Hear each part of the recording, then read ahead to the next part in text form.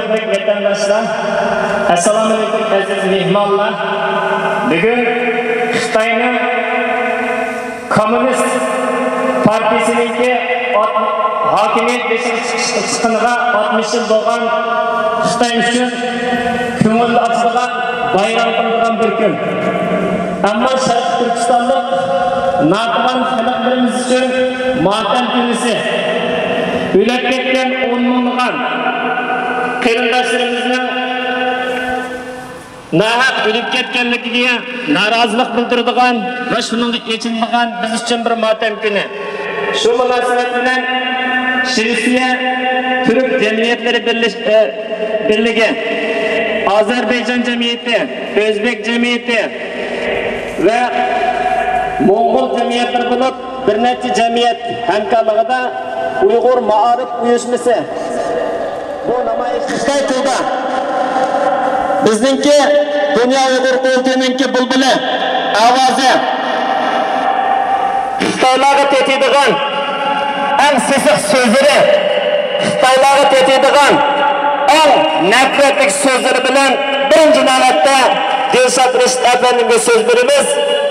Hammamizga vakolatan Xitoyning ona tilida Xitoylarning aqidasini chechib tillaydigan va g'azab nafratimizni bildiradigan butun so'zlarni hozir boshlash bilan, hujum boshlash bilan boshlaymiz. Qani Dilshod afandim, marhamat.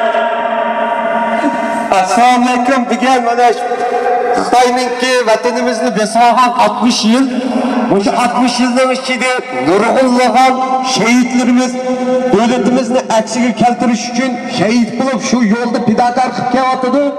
Biz mana bugun yanılan şu şehitlarınki Moğol yolunda bugün Xitoy elçixonasi oldida o'zimizning aslidagi vatanimizning ismi Sharq Turkistonni aksiga keltirish uchun to'xtamasdan tirishib kelayotganligimizni, Xitoyga qarshi noroziligimizni bildirish uchun bugun elçixonasi oldida to'g'inimiz uchunga mana bugun Xitoychilar Xitoyning davlat Shvetsiyaga turgan elchilarga o'zimizning ovozni oltimiz deb kelyapti. Kim başı var? Nima tinda? Tinda? Shi Zhongguo利用武装占据维吾尔人的家园，剥夺了维吾尔人的政治权利，强加给维吾尔人一个所谓的民族自治，以此剥夺了维吾尔人的所有的权利，维吾尔人的文化遭到了前所未有的灭绝。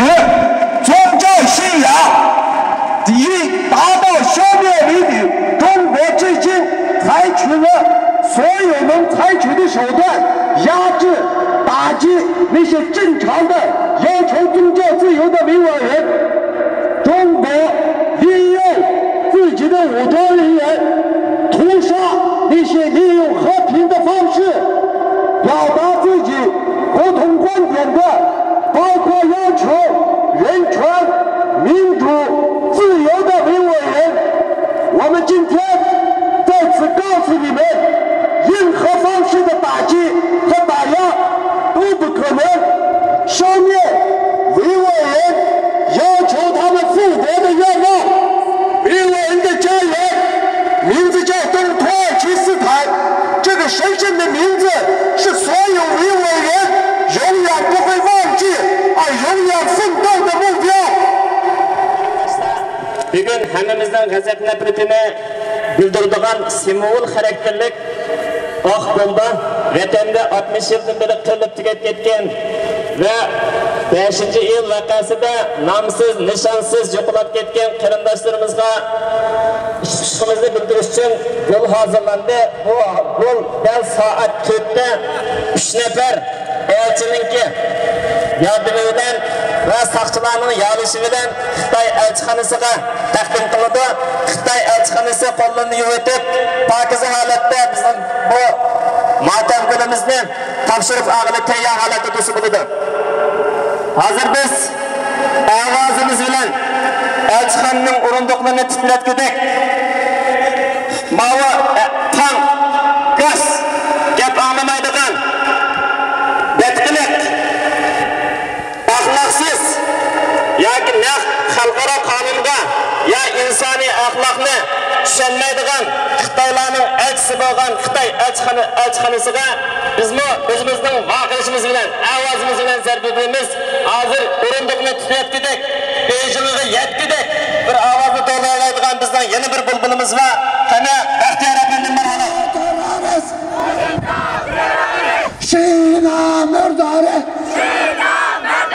murdare, terörist, faşist, diktatör, Şina terörist, Uyghur, Tibet, Mongol, vi vill ha frihet. Vi vill ha rättighet.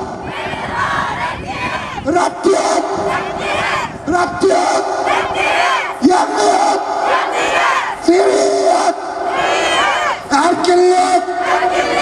Azatlık. Kina terörist. Uyg'urlarning ittifoqdoshi, Uyg'urlarning ahvoliga yaqinlik ko'ngil bilayotgan Anita xonimning so'zini tinglaymiz. Stockholm. Jag har jobbat i 40 år med flyktingar. Det är syriska flyktingar sedan många år. Jag håller en bok i min hand. Det är Erik Hammars nyutkomna bok om de apatiska barnen. De förra apatiska barnen. Det var de som låg. Det var många idylliska barn som låg apatiska och som också skickades iväg. Jag menar att det är oanständigt att behandla barn på det sättet. För jag vet vad dessa uigurer har varit utsatta för i Kazakstan, Uzbekistan, Kirgizistan och alla länderna. Som vi har mött dem, vi har sett barnen och deras syskon. Vi har hört vad de har varit utsatta för. Våldtäkter, övergrepp mot närmaste familjen. Det är klart att de viker sig och lägger sig. Att Kina mördar uigurer är otroligt.